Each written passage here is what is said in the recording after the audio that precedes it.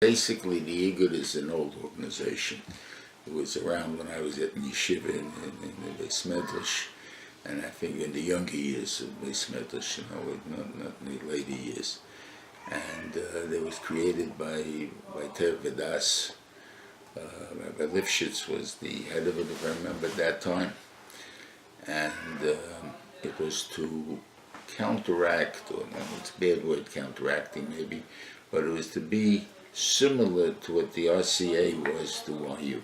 In other words, Ter Vedas was the biggest yeshiva, what we call in the right-wing section, so they wanted to have an organization too, and they picked up and they went around to other Kaili Yungalite, and they put in Kaili Yungalite, and their job was simply having a Teir in there.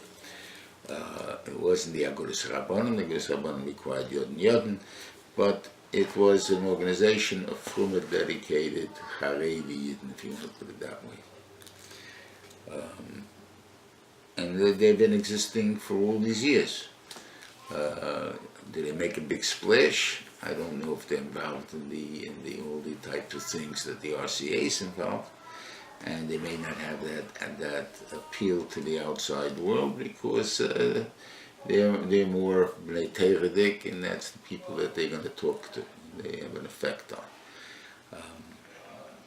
I'm aware that they're looking to make this Bezdin, and this Bezdin exists. They have it already. Rabbi Commandant is seems to be a very capable person. This much from at least in the stories. I cannot tell you about actual cases. I wasn't there. But the way he discusses some cases with me, he seems to be, he makes sure that there's an ending to it that everybody's satisfied with. Doesn't let it hang in the middle. You know, if there's a point that it's a responsibility of Bezdin to make sure that the psak din is mekuyim, he makes sure it's done. And a lot of Bezdins, when they'll make it a psak, but after that, they leave it alone. They're not interested in getting involved with fighting with people and so on. It's a Baruch Hashem. He takes it very seriously. The Dayonim he picked, from what I understand, are all they have to know Cheshim Mishpat very well.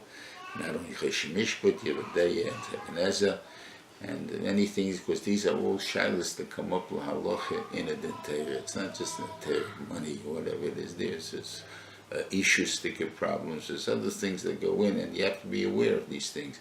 So I know he's very medagdik in the type of people he takes. It's not sufficient just to take a guy who's called a rabbi, or even a rav. You want somebody that's a baki in these halachas. How successful he's been, how many dayonim he's got, I can't tell you, but I know that he definitely has enough for one bezdin for sure. And he would like to come into as I understand, the 5 towns, which is really far away also. In other words, that whole area, first there's a lot of Jews there. And those Jews need a bezdin that's impartial, in the sense that, and a bezdin that will accomplish, the psak, make sure that the psak takes place, because we do have suchim, and there's nothing wrong with going to das teira, the teira, to know who's right. People are not crooks. We're not talking about crooks. We're talking about two Elach Yidden who have a desire. Who's right? That's the question: is who's right? And you want to go to a bezdin and know what das teira is. And these people are very well equipped to be able to give the true das teira. And that's about all I can really say about them. If the area needs a bezdin, they're about the best you can get. The main complaints, as I say, about bezdins that the world has is, and the word corrupt maybe is a not fair word, because I don't know if they're corrupt, but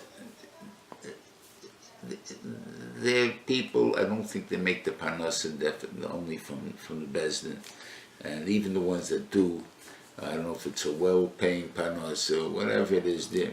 And therefore, to get in on one case and have that case drag on for years and years and years, they find it very difficult. Therefore, they take the easy way out sometimes, meaning that, okay, I'm not getting anywhere, that's the end of it.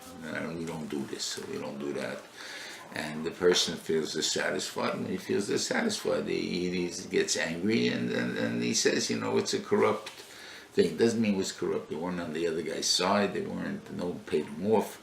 That's not the corrupt. The corrupt is that they can't invest that much time into certain things which people feel will make them, that they won the case. They have to do, and I'm not getting what I'm supposed to be getting. As I say, Rabbi Commandant in this sense is he makes sure it gets done. That's what I'm saying. He's a go-getter. And I don't want to use the terminologies people have about go-getters in this sense, but he makes sure it's done. And the concept of tayanim, is there such a thing? Should a person have a tayin? Are they allowed to? In reality, they're allowed to have a tayin. My personal opinion is, if you look in Rashi, in Pirkei Avos, you can make your own opinion. I don't have to give you the opinion. And you want to know who Rabbi Igud this thing that you shouldn't be dayanim, and then understand that if the person feels that it doesn't fit him when he's a toyin, that's his business. He knows what a din b'cheshbon to benshim is. But the ikir is a toyin has to know he's not a lawyer. He's there to give the guy expression to his taineh, not to find out different tainahs for him that he can claim. You can claim this, you can claim that, because that's what the Rashi is talking about. That's not what I'm allowed to do. But sometimes the people are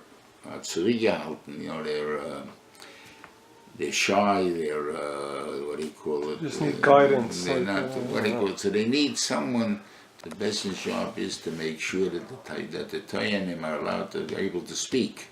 But a lot of peasants, they know, well, what do you got to say? The poor guy freezes and whatever it is. So you have a Tayan that does the job for you. They say, the Shivas Atzal did not sit on a bezin with a taina. That's the job of the bezin. The bezin has to make sure that the taina is presented and brought out. And as for payment, should bezdins get paid from the community, so there's no one to give a Well, that would have been the best thing, if it was. I don't know how they set that up either. But usually the way I understand it is paid from both sides equally. It cannot be paid only from one side. It has to be both sides. Even if both sides don't pay, you can't take the money. And whatever Torah people find, that's their business.